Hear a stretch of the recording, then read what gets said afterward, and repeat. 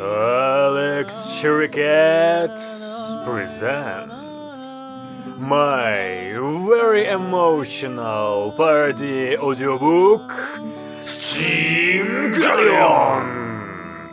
Roles played by Соня Иванов, Синзи Икари, Marina Kalina, Misato Katsuragi, Rimaka Gage, Ritsuko Akagi, Commander Ivanov, Gendo Ikari, Raya Enama, Rei Ayanami, Hanka Litvinenko, Asuka Langley, Ali Katzman, Aida Kensuke, Toля Suzuhara, Todzi Suzuhara, Roma Kazi, Ryodzi Katsi. First season, 15th episode.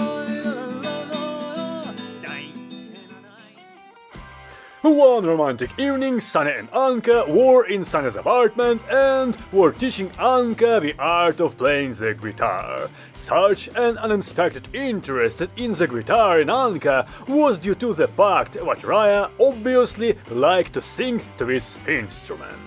Karina was also at home, but at the moment she retired to the bathroom. Suddenly, Anka and Sanya were interrupted by a terrible scream from the bathroom. They jumped off the couch they were sitting and rushed to the bathroom door. Oh, Marina, what happened? Sanya shouted and under the influence of adrenaline pulled the handle of the bathroom door. The latch on which the door was closed broke and the door swung open. Inside, a completely alive Karina was found, who stood with her back to the guests. Moreover, of all the clothes on her were only her earrings. Anka ran the strings of the guitar she had brought with her. Turning her head to the children, Karina muttered, It's just hurt. "Excuse me," breathed out Sanya, who, being unable to resist the basic instinct, was staring at Comrade Kalinina. Close the door. She finally guessed to demand and threw the first object that came to hand at Sanya. Sanya separated this object from his face and, recognizing Comrade Kalina's panties in it, threw him back, running away in wild horror. Anka grinned and, continuing to stare at Comrade Kalina, remarked, Like Uncle Roma, such forms can pull. There is nothing between me and Roma-chan. proudly declared Comrade Kalina and closed the door. Anka returned to the living room and sat down next to Sanya, who was huddled in the corner of the couch, his head in his hands. Anka put her hand on Sanya's shoulder and shook it, encouragingly said, Sashko, why are you so afraid of women's panties? Just wait a couple more years and you'll dream about them. "I'm disgraced." Sanya answered quietly, "Have you seen my revolver?" What? No revolvers? What are you going to do with it? Oh my Kremlin, panties hot in the face. Anka, I just want to clean it. It calms me down. Where's your revolver? It's on the shelf.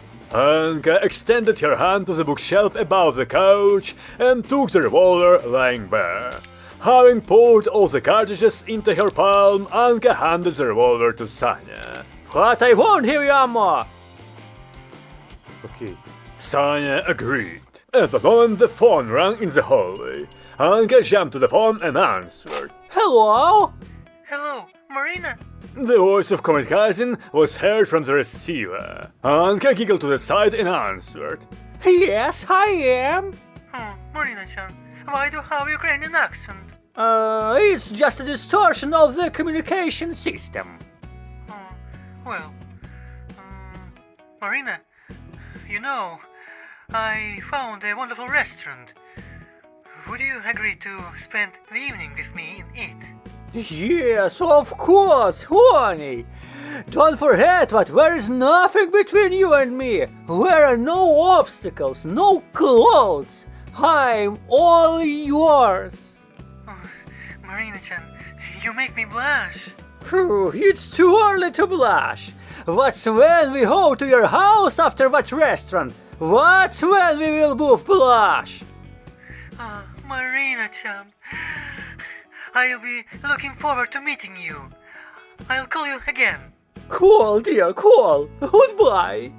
When Anka returned to the living room, Sanya was already busy with his revolver and outwardly calmed down. Looking through the barrel of the revolver, Sanya asked, Anka, with whom did you chat like what? Someone holds the wrong number. She said and took up the guitar. Sashka, show me again how to take the F major, please. Then, without further ado, we move on to the next day and the next dice synchronization test. 3 pilots, Comet Agage and Comet Kalina, were again in the training room. The cubes jumped on the table and Comet Kalina yelled from time to time, despite the fact that with each move Sanya was more and more behind Anka and Raya on points. Come on, what is wrong with you today, my idiot? Comet Kalina could not even stand it in the end after Sanya once again got a 1-1.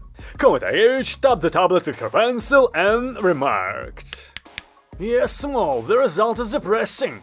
Sanya bowed his head sadly, not knowing what to say in his defense. It's your panties to blame. Anka decided to support her comrade in arms, looking reproachfully at Comet Kalina. Comet Agage narrowed her eyes suspiciously and asked, What panties are you talking about? Kalina, what have you done again? I did nothing. He broke into the bathroom himself when I was there. So I threw it at him with what came to hand. He would have been better glad that it was panties and not a bottle of perfume. Sanya looked at Comet Kalina with resentment. In an instant, he reached the maximum degree of redness and ran out, dropping a tear. Anka shook her head sadly, looking after Sanya and putting her hands on her sides, suggested. Oh, girls, let's cheapen panties. Sashko needs to be trained. Let's throw panties at him until he gets used to it. It's a tempting idea, Comet Kalina said with a predatory smile. I'm not going to do this. Raya resisted. Right, Comet Agage supported. And I'm not participating in perversion. Comet Kalina held out her hands to Comet Agage and said with laughter in her eyes. Take your time. Comet Agage, remaining serious, said sharply. Stupid Kalina. And why did Sanya break into the bathroom?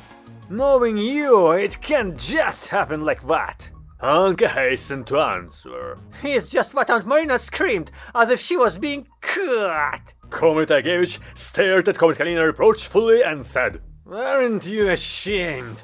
Sanya was ready to save you. I suppose maybe even buy with his life. And you make fun of him. Comet Kalina clasped her hands and answered, suppressing a yawn. Oh, now I'm going to burn with shame. If he saw you naked, you would probably stick a soldering iron into him up to the handle. I'll decide if that happens.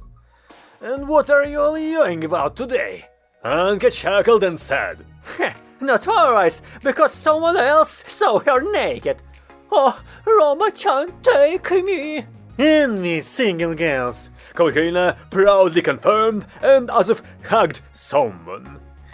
You were such brave! Rai came closer and asked, Why, in such cases, we always say, take me. Comet Kalina said. Sunny will also want to hear it from you one day. He's not like that. All of them are not like that at first. But at this delicate moment, a siren of a comet alarm howled. Comet Kalina readily punched her palm, and Comet Agage looked at Comet Kalina with apprehension and said, Damn, and again Comet Ivanov is gone. Comet Kalina smiled broadly and barked. Listen to my order! While the Sam was still out of range of the periscope optics, Comet Kalina gave a thrashing to the engineers for the fact that dust had place in the command center, when she lined up the pilots in the hangar. Looking around at all three, she said, Small, what is the pre-fight mood? Are you a beginner or what? Or what, ma'am? Sanya answered with longing in his eyes. Anka turned her head to Sanya and said, Sashka, shake it up! I haven't even mastered half the chords yet, so don't you dare die! You'll beat at you! You must be hungry! You must swear and beat on the locker!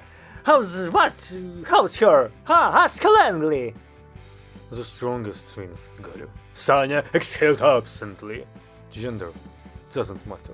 Comrade Kalina shook her head and said, It seems that the last way remains. Rest. Let's move away. Comrade Kalina took Raya aside and whispered something in her ear. Raya cried out in response and looked at Sanya with apprehension. Just kiss him. Comrade Kalina offered an alternative. No! Raya continued to be stubborn. Rest. You may regret it. Anyway, I can't do it. Comrade Kalina sighed and straightened up when she gave an order. Comrades pilots, take planes in the cockpits. And the Sam raced to the Moscow city. Moreover, it was decisively different from all the previous ones. This machine, created by American hands, was a kind of flying bucket. Of course, metallic and opaque one. It was flying now with its convex bottom forward. It was not possible to estimate its dimensions in view of the high flight altitude. When the Sam reached the capital and Comrade Kalina had the opportunity to see the Sam through the periscope, however, while seeing it only in front, she said, Some new model. Where no arms, no legs. Comrade Agevich pushed Comrade Kalina away from the periscope and, having examined the Sam, expressed her opinion. Yeah, what's strange? Maybe it can transform like those two from episode 8? Maybe. Comrade Kalina agreed, grabbing the periscope again. Rest, Galio Small. You heard? Be careful. The enemy is unusual. So Sam flew, and the Soyuzers moved along those buildings but did not have the opportunity to hide underground. Anka and Raya rushed forward and Sanya trailed behind them, dragging the maze along the ground. I see the Sam. Raya suddenly reported and threw up her weapon, catching the Sam in the optical side. Indeed, it's strange. Anka leaned against one of the buildings and, looking out from behind it, said, Maybe it's a bomb? Now we're booming! It's not. objected Comrade Kalina. It's against the rulers. To Americans, your rules are like traffic signs to a cow. Rust, let's shoot. Do not shoot. Comrade Kalina, not allowed. While waiting, it cannot be that way did not provide for something in case of opening fire from the ground. Anka wanted to somehow snipe about this wisdom from the lips of Comrade Kalina, but when she noticed that the Soyuz AB, slowly walking behind, passed by and continued to walk in the direction of the flying bucket. Small, where are you going? Sashka, stop! Don't hold so open! Anka forced her Soyuz AC to move forward, wanting to grab the Soyuz AB and drag it to a cover, but then her robot abruptly stopped as if someone had pulled its tail. Anka turned the Soyuz AC around and saw that her steam pipeline was stretched almost like a string and was not letting her go. $2 capitalism! Anka cursed and bent along the flexible pipe in search of the reason for the delay. I'm retreating! I have my steam line caught on something! Slow! Slow! Comrade Kalina called over the radio. I'm here, Sanya said almost indifferently. What the hell are you doing without hiding? Who am I to hide from? From the Sam! Move! Otherwise, next time I'll cover you with punches up to your ass! But instead of encouragement, the mention of Andrea echoed with a clouding of Sanya's consciousness. And he, along with his Soyuz AB, froze in place, looking into the void from where he imagined flocks of panties flying at him.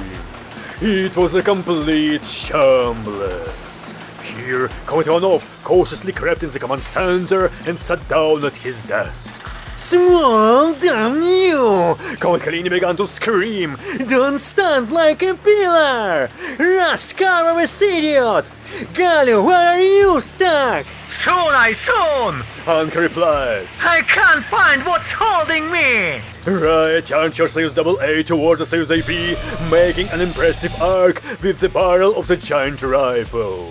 The Soyuz AB stood rooted to the spot between several high-rise buildings. Once again, catching the SAM in the optical sight, Raya exclaimed, The SAM is accelerating. Comrade Karina pointed the periscope at the SAM, whose name we forgot to create, and making the magnification minimal, she shouted, Small with down SAM flash right at you! Allow me to open fire! No, better hit this fool with your butt! I don't have time! Small! The SAM, accelerating to a tremendous speed, suddenly turned upside down at such a distance, already allowing everyone present to appreciate its incredible size, and began to fall vertically onto the Soyuz AB. Comrade Karina squeezed the handles of the periscope and growled, Small, retreat! This is an order! But Sanya continued to sit motionless in the chair, mentally bombarded with the endless stream of punches and not hearing the radio screeching. And so, when it became clear what 2 more seconds and the SAM would cover the Soyuz AB like a cup, Raya shouted, Sanya, I will kiss you! The impact of the SAM on the ground shook the city. Buildings within a radius of 300 meters collapsed. Half of the lights on the ceiling of the Grunker went out, and the portrait of Stalin fell off the nail again. The Soyuz AA also could not stand on the ground but was shaken and collapsed on its back. The fuel oil pipeline of the Soyuz AB, interrupted by the SAM, splashed with fuel oil and in the blink of the eye stained everything around, creating a fire hazard. The Soyuz AB has switched to on-board fuel oil, reported first engineer. The torch of the Soyuz AB went out! Immediately cried second engineer. The protection system stopped the boiler! Why? Comrade Agevich barked and immediately answered to herself. Damn! There is too little air for combustion under the SAM! Comrade Ivanov could not stand it, jumped up and shouted anxiously. No, my son will suffocate! Hearing the voice of the boss, everyone flinched and stared at him for a second. He waved his hand reassuringly, and everyone returned to the battle. This is impossible! Comrade Agevich assured, darting around at the instruments of all 3 Soyuzes. The cockpit is pressurized and the air regeneration system is battery operated. We have a worse problem. The Soyuz AA can't rise after falling. Its boiler stops too. Galil, hurry up! Comrade Karina cried, drenched in cold sweat and wiping the misted eyepiece. Small! Sanya, are you alive? I'm alive! Sanya's confident voice broke through the interference, as if pouring a wave of relief into everyone's hearts. Truly, the word has immeasurable, as if magical power. After all, the sincere promise of Raya in one weakly measurable moment broke all the numbness of Sanya and filled him with determination to fight, completely knocking out of him all the horror of physical contact with women's panties. Pulling the controls in the weakening light from the illumination of the instrument scales, Sanya asked, Where am I? Why is it dark? What happened to my Soyuz? You're carrot of the SAM! Comrade Kalina answered. Galil, where are you? Here, Comrade Agevich stared at Comrade Ivanov, and when he caught her eye, she barked, as if demanding something. Comrade Ivanov! He nervously twitched his cheek, reading the message addressed to him in the eyes of Comrade Agevich. Comrade Ivanov, make up your mind! She insisted. Now or never! Comrade Kalina looked up from the periscope and, looking from Comrade Ivanov to Comrade Agevich, asked, What do these words mean? Comrade Ivanov! Ganich! Comrade Ivanov sighed, and then slowly pulled out of his pocket a golden key with a keychain in the shape of the head of Vladimir Ilyich Lenin, and looked at this object. And then he threw it to Comrade Agevich and fell into his chair. Comrade Agevich grabbed the key and jumped to the ladder, hanging on the wall from the party for the invaluable contribution of the Undergrunker workers to the struggle against world imperialism. Having broken the glass behind which the latter rested with her fist, Komitagievich plunged the golden key right into the center of the state emblem and turned it around. Radio tube computers responded to this with a simultaneous flash of all 30,000 light bulbs, and the printer drew a hammer and sickle with holes. What will happen now? Comrade Kalina asked, dumbfounded. Then, third engineer, out of the corner of his eye, noticed how the instrument pointers began to move again, displaying the main parameters of the USAB, and exclaimed, "Impossible! The pressure and temperature of the superheated steam of the USAB spontaneously grow!" Comrade Agevich stood in the middle of the command center and, as if turning into a general, said, Small! In 20 seconds, the USAB will work to the fullest! Don't ask about anything and crush the SAM! Sanya, sitting in the cockpit, what seemed to come to life, looked at the readings of the main instruments and readily reported, "The task is clear." When Komitagievich felt that someone was poking her a finger in the hip, turning her head, she saw Comrade Kalina below, who was sitting on legs half backed from emotions and looking up. Have you taken command? Comrade Kalina asked, confused. "Trust me," Komitagievich begged. 20 seconds flew by. All the parameters of the USAB magically returned to normal, despite the burning board, no flame in the furnace, and the complete absence of smoke. At the same time, the temperature in the cockpit has risen considerably. Flicking the toggle switch for extracting the diamond knife, Sanya swung as far as his American prison allowed, and with a warlike roar, plunged the weapon into the wall. The blade broke through the armor and splattered iffy fragments jumped out. Through the valley of the blade, smoke also rushed free. Pulling out the knife, Sanya plunged it again, widening the crack. And finally, when after the third blow a hefty piece flew out of the Sam's wall, Sanya thrust both hands into the gap and, yelling like a wild beast, literally tore the body of incomprehensible Sam, as if the USAB hatched from a neck in clouds of black smoke. Anka, who had just dealt with her pipeline, froze in shock at the sight of this picture, even dropping the machine gun from the hands of her robot. And the USAB grabbed the Sam in an armful and crushed it with an incredible force. After what, shit it against the asphalt, turning around and raising the mace from the surface of the terribly damaged city. The USAB, without hesitation, struck the Sam with a frantic blow, and then a traditional explosion ran out, marking a complete victory. Some fuel oil puddles ignited from the explosion, and accordingly the firemen got a job. Somewhat ominous in the reflections of the flames, the USAB turned its torso as if looking for someone else. At this time in the command center, only Komitagievich remained calm, already unhindered looking for the periscope. Komitionov was clearly agitated, and there was no way to put into words what was going on in the heads of the other characters. Anka's impressed voice was heard over the radio. Oh, can my Soyuz do this too? "No," Komitagievich answered. But that's all I can tell you. Small! Yes, Antwima. My Soyuz seems to be pumped with martial energy, but it's getting hot in the cockpit. This is a regular situation. But get back to the platform as soon as possible. Just run! Roger, ma'am. Rust! Rust, do you hear me? Raya replied with a sigh. Yes, I do. I'm fine, but my Soyuz has stalled. Don't worry. Galio, raise the Soyuz AA to a vertical position. Rust, start kindling after you straighten up. The ghosts began to carry out orders, and Comrade Kalina somehow got up and, going up to Komitagievich, asked a question. Rima, what was it?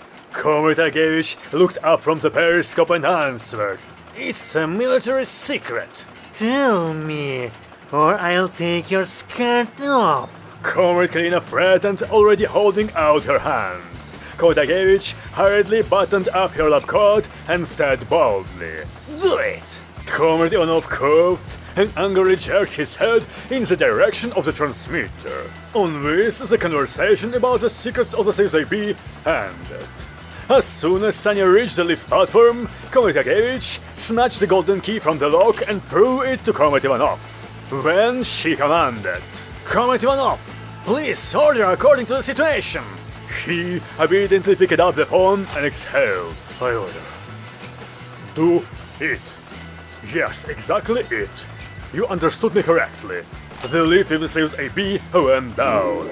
Comrade Yagevich ran to the exit of the command center and said as she walked, "Engineers, handle the rest yourself!" Comrade Ivanov rushed after Comrade Yagevich. Comrade Kalina did not hesitate and also ran after her.